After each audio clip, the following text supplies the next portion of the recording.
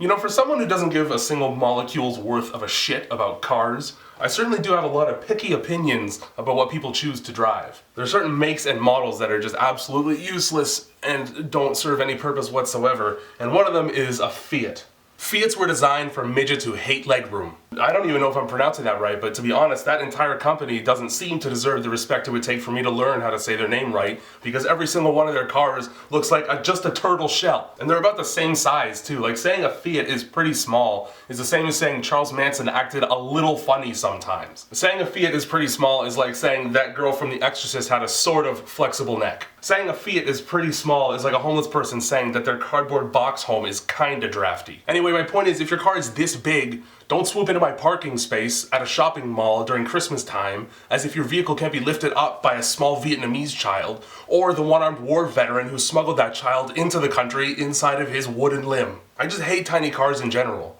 Have you ever tried to fit into the back of a Volkswagen Beetle? It was like being passed through the birth canal. If your front seats have to be folded all the way forward so that your friends can get in the back, you either only have one friend who sits in the passenger seat, or all of your friends are 12, and both of those options are unsavory for different reasons. Your ride is the size of a Kinder Egg, and the surprise inside is me with a knife, to sever both of my legs at the knee so that I can fit inside of your stupid shit.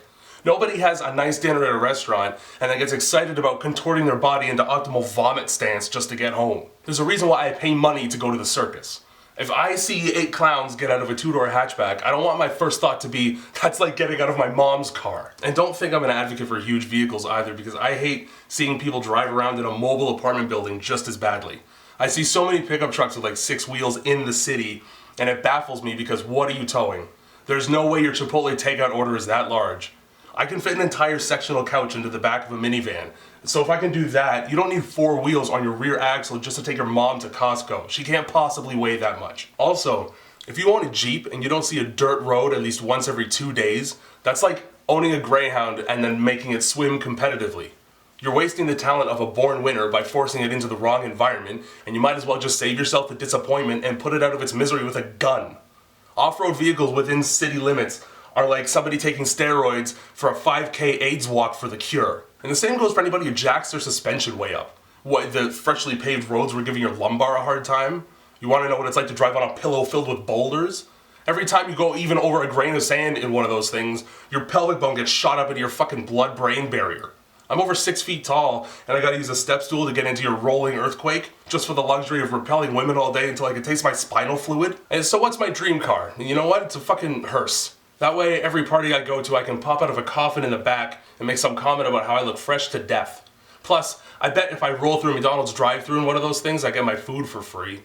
If somebody thinks that you're responsible for a rotting corpse, they're not going to charge you extra for a second dipping sauce. That's bad karma. You're going to find yourself haunted, and there's no exorcism rituals that involve dunking a cadaver in honey barbecue. If you have a car with like 8 seats, and you're not using it to smuggle immigrants across a border, then stop taking up space in the left turn lane. Do you know how many fucking Escalades and Range Rovers I've been stuck behind in my life? Who is that for?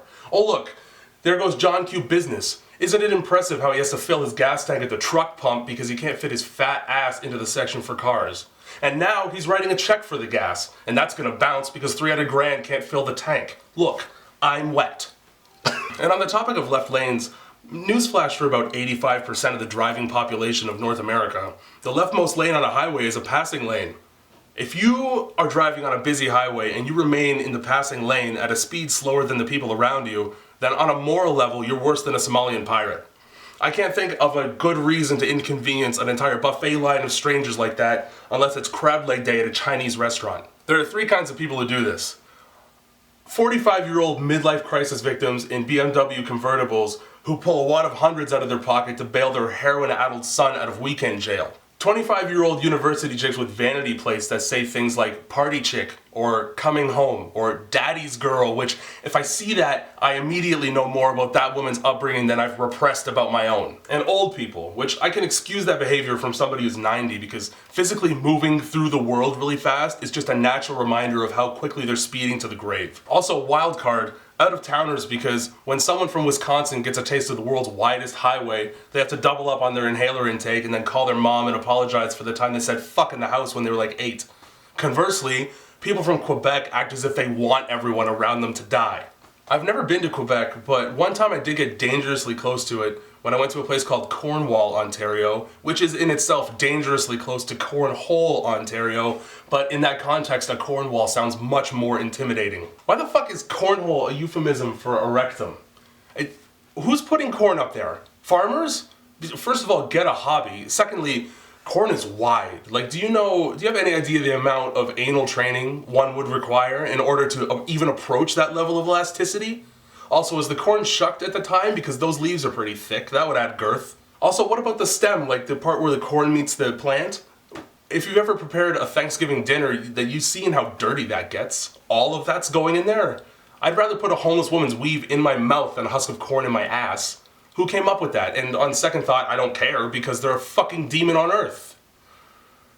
Anyway, my point is I spent $1,600 on 2 cats who pissed all over each other in the carrier on the way home, and then years later they both got diabetes and died.